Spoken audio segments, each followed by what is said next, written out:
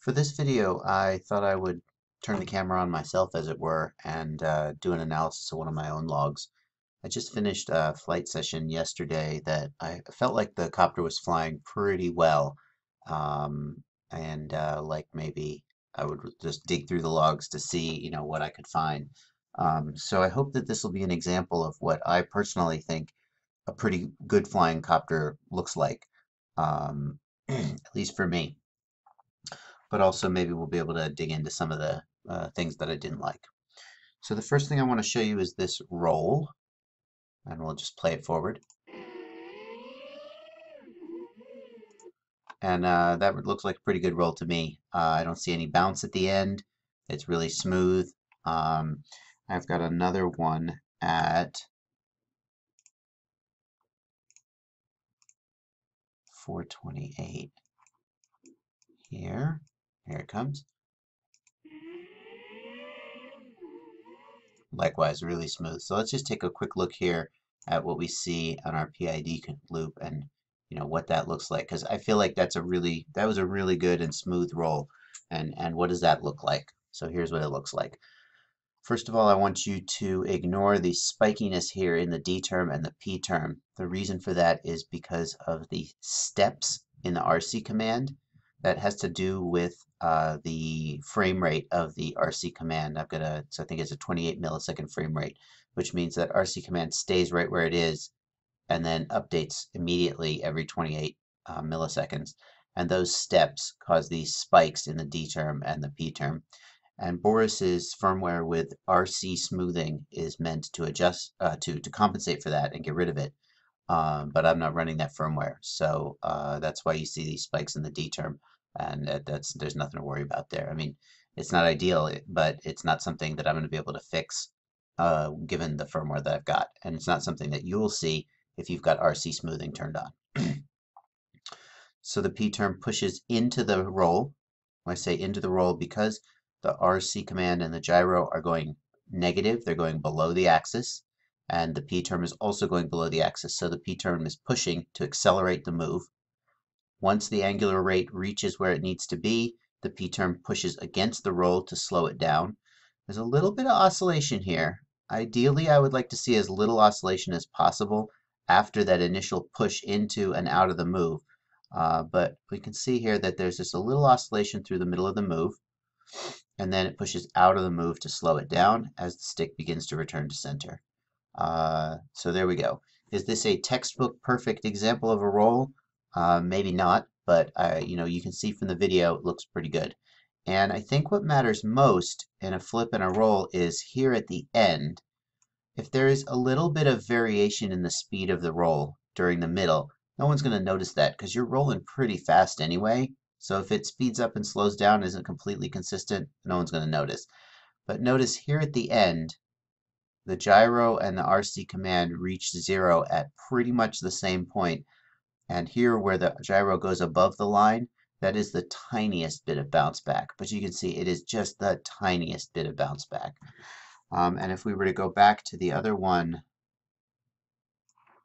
at 34 seconds,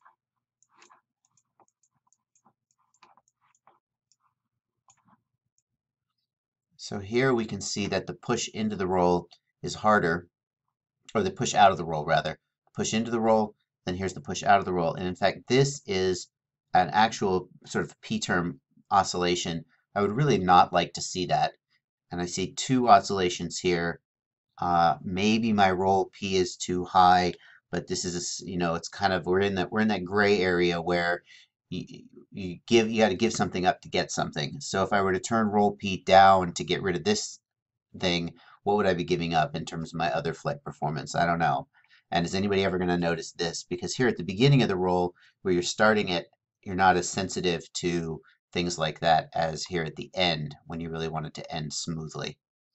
And in this one, I didn't even go back to the 0 point. I left the roll and went immediately into a left turn. So we can't do that. We see here there's just a little bit of oscillation in the gyro trace as it ends. But do you see that during playback? Let's take a look.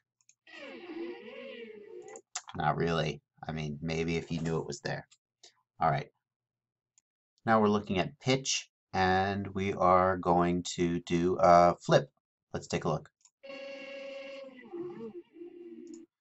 So there's a little bit of noticeable bounce back at the end of the flip, and I found that it's much harder to get rid of that on the pitch axis than it is on the roll axis. So frankly, I feel pretty good about the amount of bounce back there is there, given how much there's been in the past on some of my copters. Again, we can ignore the D term spikes here. They're the result of the lack of RC smoothing. And if we look at the P term here, push into the roll, push out of the roll not to fine-tune the angular rate, and then P term goes negative again during most of it, but we don't see hard oscillations, which is what I'd really like to avoid.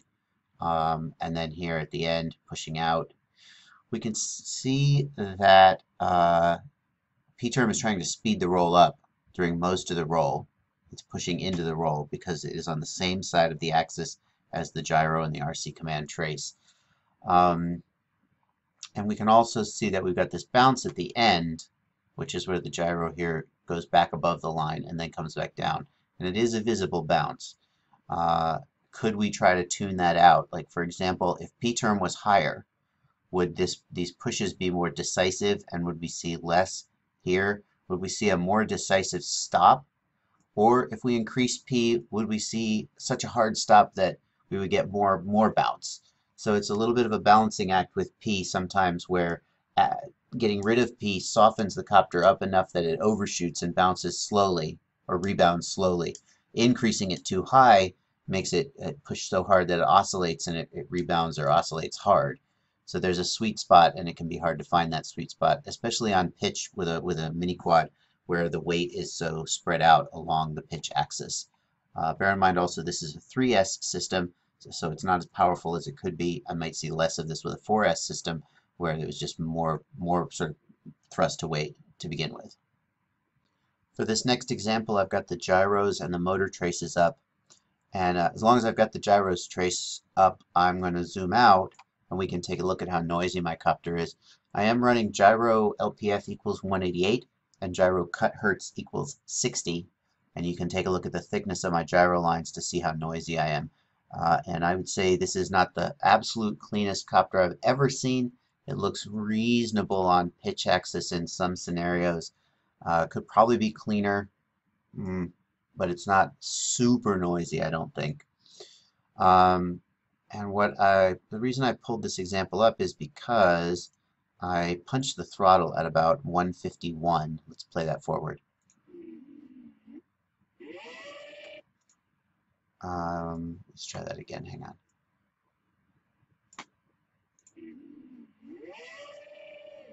And what I want to point out there is that I don't hear a lot of P-term oscillation. I do hear the tiniest bit of warble. I call it a warble sound, and I'm not sure I could describe it better than that. If you know what it is, maybe you already hear it, but if we look at the gyros, we can see that there's not a ton of oscillation there during this move. And if you're able to punch the throttle without getting a ton of oscillation and keeping your motor traces smooth, then I feel like you're in the right ballpark in terms of your tuning.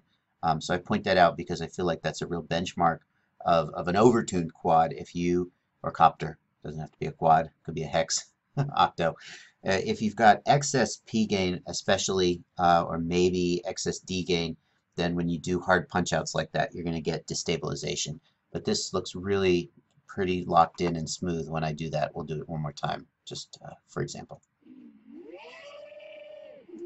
So it's a little hard to tell because it's not just a flat punch out. I'm actually flying, but the copter doesn't sort of flip out or twitch or anything when I do that. The next thing I want to take a look at is what might be seen as the single biggest weakness in my tune, and that's prop wash oscillation. Let's take a look here. So we've got oscillation there that looks like high P, and in fact it probably, if we look at the P term, let's just take a look. We'll see that that is in fact what it looks like. Let's just look at pitch and roll here. If we go back, sure enough, this is a textbook example of P-term oscillation, and it looks like it's mostly on the roll axis. The question is, what can you do about it? So that's a scenario where if you look at what I'm doing when I'm flying, I'm sort of turning and flying backwards into my own prop wash. Boris once said that it's like, like a car skidding its tires. This is probably one of the most challenging situations for the PID controller to deal with. And it's my opinion that if you try to tune that out, you may end up in a situation where you're so detuned that other flight situations aren't as good. So you could always try to reduce P on roll a little bit and see if you like that better. But it may just be a case where you got to accept that if you want a little bit more of a sharper response the rest of the time. I don't think my copter's in a situation where it is like tuned just to the edge of oscillation. You almost never see this kind of oscillation other times. But just in a case like that, it just seems like that's pretty likely to happen and pretty hard to get rid of without tuning it down the rest of the way. In this example, I've got some hard oscillation I'm going to show you.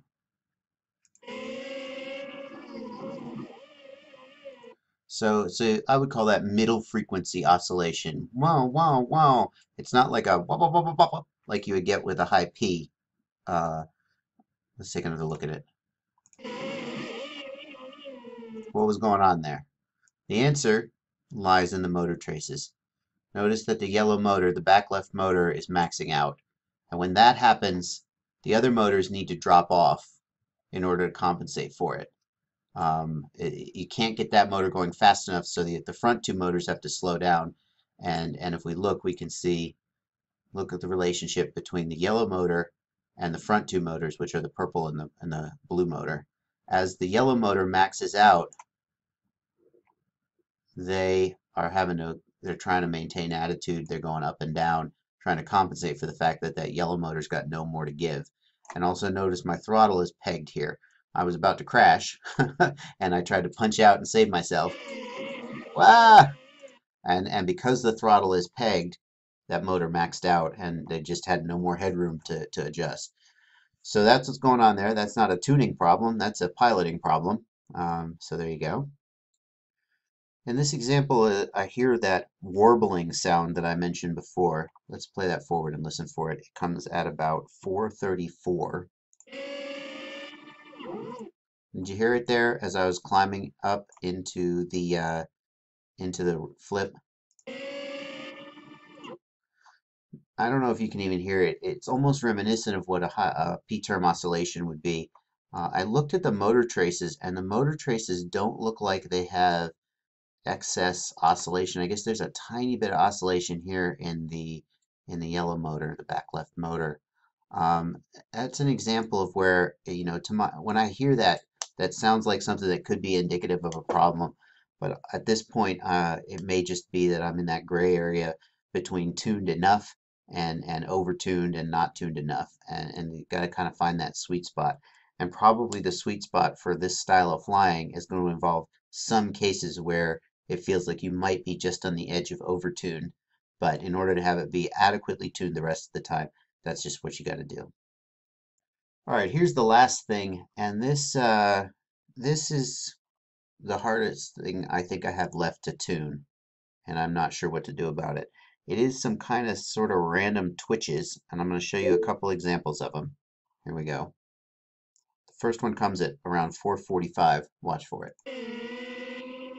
Right there. Did you see that? What was that? Let's see it again.